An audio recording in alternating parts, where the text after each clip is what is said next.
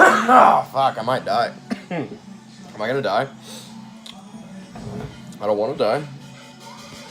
Oh, Jesus. I really might die.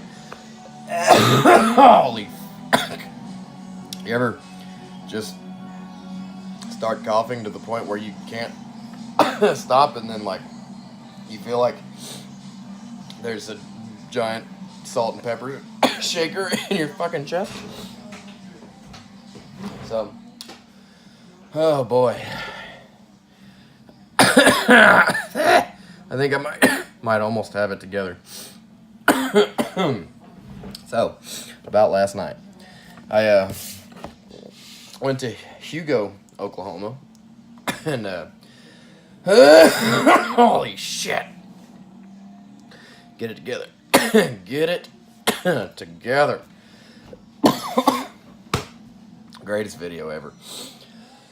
Oxygen. There we go. In the lungs. There we go. Filled out my application for my wrestling license this year.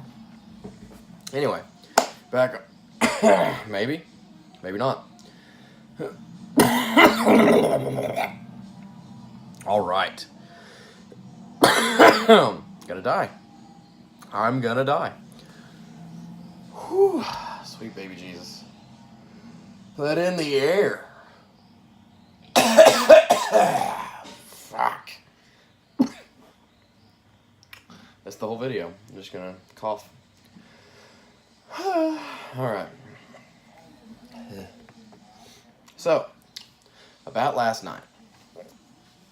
I had my first ever wrestling match in Hugo, Oklahoma for Knucklehead Championship Wrestling. I almost messed up and called it Knuckleball on the microphone last night, which would have been really bad. We had a great turnout. For what it's worth, I don't know that there was a lot of advertising done, but there was a good turnout. There was about, I won't say it was a triple-digit crowd, but it was very close. But my biggest problem with a large venue is you always undersell it, and I prefer smaller venues. I've always said that. I would much rather pack 100 people in a venue that comfortably seats 80 than getting 100 people in a venue that seats 5,000. You know, anytime you see a stadium show on an independent level, it's never gonna draw what you want it to draw. It's always gonna be underwhelming, and you know, the people just don't have the means to promote like that at our level, at my level. The only reason I say that is because anytime I've been on those type of shows where it was, say, a State Fair arena or an expo event center where you could fit 2,000, 3,000, 4,000 people, there's 100, 200. So, you know, promoters, take note. Save a lot of money by buying or renting or leasing or whatever the fuck it is you're going to do a smaller venue. Smaller venues. Save yourself some money, and it'll look so much better on camera. I almost died. That could have, like, what if I would have died recording this video? This would have been my last will and testament, and I never would have even gotten out the you can have this, she can have that. Just would have been a sad day. Anyway, so about last night, we had a great show. It was a short card, but it was a fun card. You know, limited workers. It sounds to me like the promoter had 5 or 6 cancellations on 2 or 3 days' notice. So on 2 or 3 days' notice, when you have half of your roster say, "Oh, I can't make it," or, you know, there's some sort of, you know, miscommunication, whether it be with the payday or the scheduling conflict or whatever the hell it is, that sucks. So there were quite a few people that worked twice, and which is cool, because I don't mind working twice. I know that my friend Dane, he worked twice. Ryan worked twice.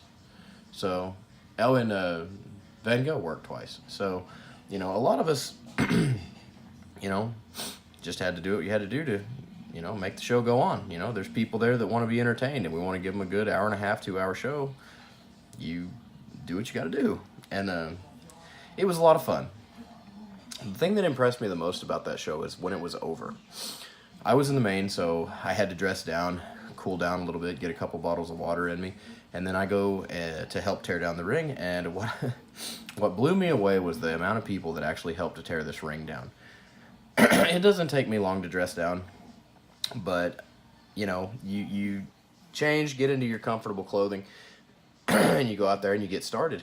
By the time I got dressed and I was out there, the ring was almost put on the trailer. And when I looked around and I saw that the ring crew, you know, which was comprised of most of the boys, either fiancés, girlfriends, wives, whatever, they tore that whole ring down and loaded the trailer.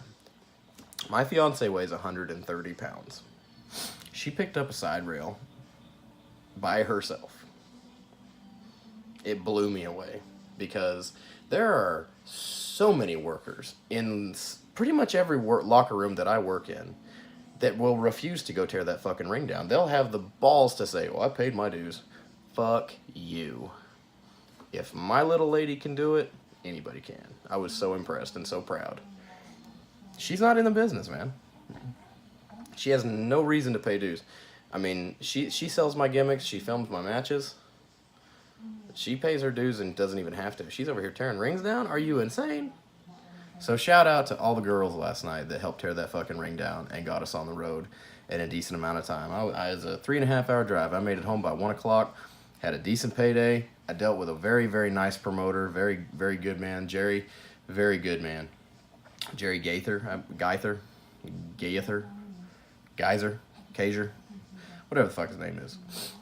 I've heard a few people, you know, speak on him in a bad way. Nicest man. He paid us well.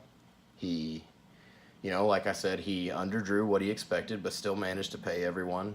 Did what he was supposed to do on his end. He even offered to send money to people if they weren't accepting of their payday. Can't say enough nice things about the promoter for Knucklehead Championship Wrestling. So, to that man, thank you for a good show. Thank you for allowing us to do pretty much whatever the hell we wanted and giving us a chance to entertain the town of Hugo, because Hugo, from what I understand, hadn't had a wrestling event in 3 years. And I'm hoping that he'll run one again so that I can go back, because that crowd was a lot of fun and they were very, very hungry for pro wrestling. So, last night was good. It was a good weekend. I enjoyed it. Next weekend is OKX. And I'm on Team Doggins, myself, Sam Stackhouse, and 2 other guys that haven't been announced, I don't think. I know who they are, but we're going to go up against 4 young, hungry, talented, very, very talented guys at OKX.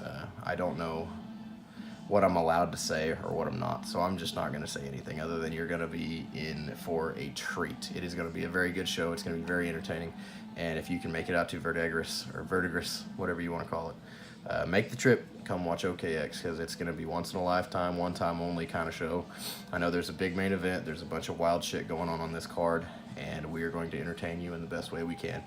And again, I'm hoping for a great house, and I'm excited. So we'll see you guys next week.